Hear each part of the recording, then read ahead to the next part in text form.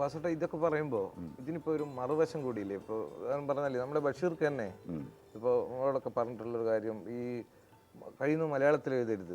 കാരണം നിങ്ങൾ മൂത്രമൊഴിച്ചൊന്ന് വട്ടത്ത് കറങ്ങിയാൽ അത്ര സ്ഥലത്ത് മാത്രമേ ഈ മലയാളം സംസാരിക്കുന്ന ആളുകളുള്ളൂ. അതുകൊണ്ട് നിങ്ങളൊക്കെ ഇംഗ്ലീഷിൽ എഴുതണം. ഇപ്പോൾ വാസുട്ടൻ ഗുരു എന്ന് വിളിക്കുന്ന ബഷീർക്ക് അങ്ങനെ പലപ്പോഴും പറഞ്ഞിട്ടുണ്ട്, നിങ്ങളോടും പറഞ്ഞിട്ടുണ്ടെന്നാണ് ഞാൻ മനസ്സിലാക്കിയിട്ടുള്ളത്. അതുപോലെ തന്നെ ഞങ്ങളുടെ അടുത്തും പല പ്രാവശ്യം പറഞ്ഞിട്ടുണ്ട്, എടാ ഇംഗ്ലീഷിൽ എഴുത്, മലയാളത്തിൽ എഴുതിയിട്ട് കാര്യമില്ല. അപ്പോൾ അതെനിക്ക് തോന്നിയില്ല. അദ്ദേഹം തന്നെ ഇംഗ്ലീഷിൽ ആദ്യം എഴുതാൻ ശ്രമിച്ച ആളാണ്. അതെ, ഈ ബാലികാല സാഹിത്യം ആദ്യം എഴുതിയത് അദ്ദേഹം ഇംഗ്ലീഷിലാണ്. ഇംഗ്ലീഷിൽ എഴുതിയ അതിൻ്റെ കുറേ പേജുകൾ ഞാൻ കണ്ടിട്ടുണ്ട്. പിന്നീട് അത് എന്തുകൊണ്ട് അദ്ദേഹം മലയാളത്തിൽ തന്നെ എഴുതി? കാരണം ബഷീറിൻ്റെ സാഹിത്യത്തിൻ്റെ ചാരുത, അതിൻ്റെ നർമ്മം, അതിൻ്റെ ജീവിത സ്പർശം എന്നൊക്കെ പറയണത് നമുക്ക് കിട്ടുന്നത് അദ്ദേഹം ഒരു ഭാഷ സൃഷ്ടിച്ചത് കൊണ്ടാണ്. മലയാളത്തിൻ്റെ ഉള്ളിൽ നിന്നുകൊണ്ട് തന്നെ മറ്റൊരു മലയാളം സൃഷ്ടിച്ചു. അതിപ്പോൾ അദ്ദേഹം ഇംഗ്ലീഷിൽ എഴുതിയിരുന്നെങ്കിൽ ഒരിക്കലും കിട്ടുമായിരുന്നു എന്ന് എനിക്ക് തോന്നുന്നില്ല. അപ്പോൾ എന്നോട് ഇതേ ചോദ്യം ഈ വെളിയിലൊക്കെ പോകുമ്പോൾ ചോദിക്കാറുണ്ട്, നിങ്ങൾ ഇംഗ്ലീഷിലായിരുന്നു ആദ്യമൊക്കെ എഴുതി തുടങ്ങിയിരുന്നെങ്കിൽ ഇതിലധികം നിങ്ങൾക്ക്. ഇതിലധികം എന്ന് പറയണത് ഈ പത്രപംക്തികളിൽ കുറേ അധികം ഒരു പുസ്തകം വരുമ്പോൾ കുറേ ഒച്ചപ്പാടുണ്ടാകുന്നു. അതൊക്കെയാണല്ലോ ഇപ്പോൾ ഇംഗ്ലീഷ്. ഈ നാഷണൽ പ്രസ് എന്ന് പറയുന്നത് നിന്നും ഇവിടെ നാഷണൽ പ്രസ് എന്ന് പറഞ്ഞാൽ ഇംഗ്ലീഷ് പ്രസ്സാണ്.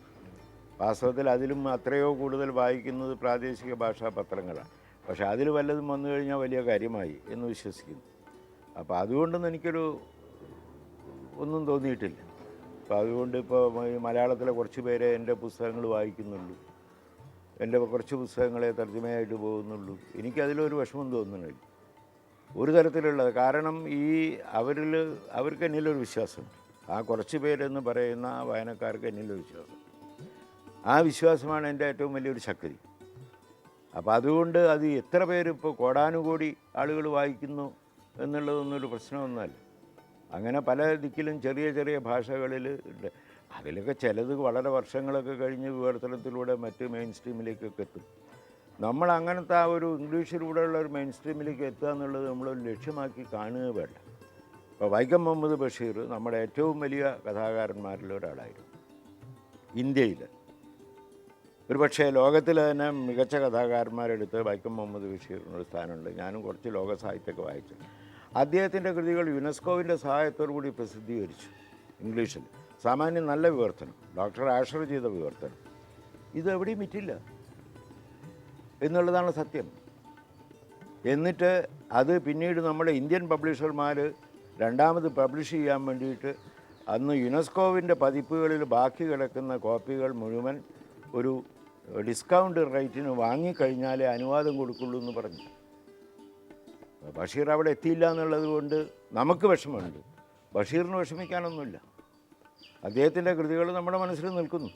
അതേപോലെ നമ്മുടെ കൃതികൾ ഇപ്പോൾ ഇംഗ്ലീഷിൽ ഇപ്പോൾ ഇൻഡോ ആംഗ്ലിയൻ എഴുത്തുകാർക്ക് കിട്ടുന്ന ഒരു ഖ്യാതി എന്നൊക്കെ പറയണത് കുറച്ച് പേരൊക്കെയാണതുള്ളത്. അങ്ങനെ ധാരാളമായി വിറ്റഴിയുന്നത് ഈ ഇൻഡോ ആംഗ്ലിയൻ എഴുത്തുകാരിൽ കുറച്ച് പേരേ ഉള്ളൂ. നമ്മൾ വിചാരിക്കുന്നത്ര ഒരുപാട് ആളുകളൊന്നുമില്ല. ഒരു വിക്രം സെത്ത് ഉണ്ടായിരിക്കാം, ഒരു അരുന്ധതി ദേവി ഉണ്ടായിരിക്കാം, അരുന്ധതി റോയ് ഉണ്ടായിരിക്കാം, അങ്ങനെ കുറച്ച് പേരേ ഉള്ളൂ. ബാക്കിയുള്ള ഇൻഡോ ആംഗ്ലിയൻ എഴുത്തുകാർ ഇപ്പോൾ എൻ്റെ തന്നെ സുഹൃത്തുക്കളായിട്ടുള്ള ആളുകളുണ്ട്. കിരൺ നഗർക്കർ, അദ്ദേഹത്തെ പറ്റിയിട്ട് ഖുഷ്വന്ത് സിംഗ് പറഞ്ഞു, ഇൻഡോ ആംഗ്ലിയൻ സാഹിത്യത്തിൽ ഇത്രയും എക്സൈറ്റിംഗ് ആയിട്ട് ഈ വേറൊരു ഓതറെ ഞാൻ കണ്ടിട്ടില്ല എന്ന്. ഖുഷ്വന്ത് സിംഗ് പറഞ്ഞതുകൊണ്ട് അന്ത്യവാക്യമായിട്ടൊന്നും ഞാൻ എടുക്കുന്നതല്ല. ഖുഷ്വന്ത് സിംഗായിട്ട് അഭിപ്രായ വ്യത്യാസങ്ങൾ വേറെ പലതിലുണ്ട്. ഇന്ത്യയിൽ പ്രാദേശിക സാഹിത്യങ്ങളിൽ ഒന്നും ഉണ്ടായിട്ടില്ല എന്ന് ഖുഷ്വന്ത് സിംഗ് പറഞ്ഞ ആളാണ്. കാരണം സീകളിന് പറ്റിയൊരു വാക്ക് ബംഗാളിയിലില്ല, മലയാളത്തിലുണ്ട്, കടൽക്കാക്ക. അദ്ദേഹം പലതിനും പറ്റിയ വാക്കുകൾ പ്രാദേശിക സാഹിത്യത്തിലില്ല. അതുകൊണ്ടാണ് ഈ പ്രാദേശിക ഭാഷകളിലൊന്നും സാഹിത്യം ശരിയാവില്ല എന്ന് വിശ്വസിക്കുന്നത്. പക്ഷേ അദ്ദേഹം കൂടി ഇങ്ങനെ വലിയ പാടിപ്പകർത്തിയിട്ടുള്ള കിരൺ നഗർക്കർ എൻ്റെ പേഴ്സണൽ ഫ്രണ്ടാണ്. കിരൺ നഗർക്കർ എന്നോട് പറഞ്ഞു അദ്ദേഹത്തിൻ്റെ പുസ്തകങ്ങൾ എത്രയാണ് വിൽക്കുന്നു എന്നുള്ളതിൻ്റെ കൃത്യമായ കണക്കുകൾ എന്നോട് പറഞ്ഞു.